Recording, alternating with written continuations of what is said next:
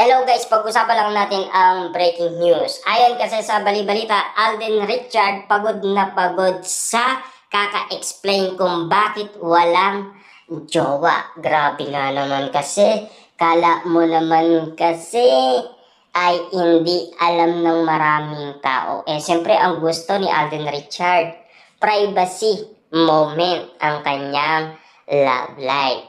Ayaw niya kasing pag-usapan. Kita nyo naman, no? Habang pinag-uusapan si Alden Richard, ano ba ang sinasabi niyang critic force? Mind your own business. Grabe nga naman kasi si Alden Richard. Siyempre, artista siya.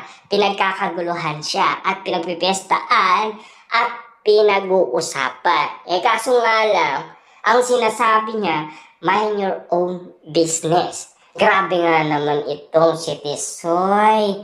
Ayaw niyang pag-usapan umano ang buhay niya. Dapat hindi na siya nag-artista, di ba? Kaya nga naman kasi kilig na kilig ang maraming tao dahil meron siyang galawan na talagang in love umano ang mga kababaihan.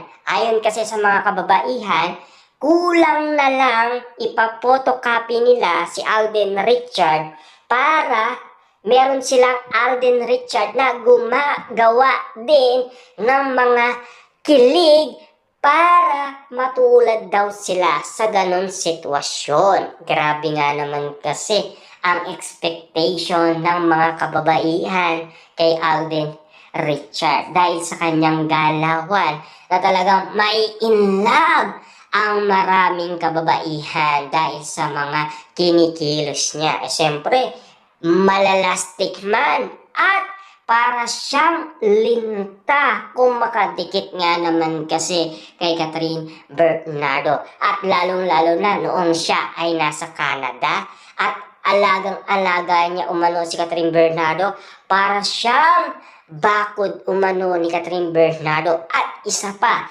ginawa din siyang bodyguard umano ni Catherine Bernardo. Pero take note ha, nasugatan noon si Alden Richard. Ano ang sabi niya?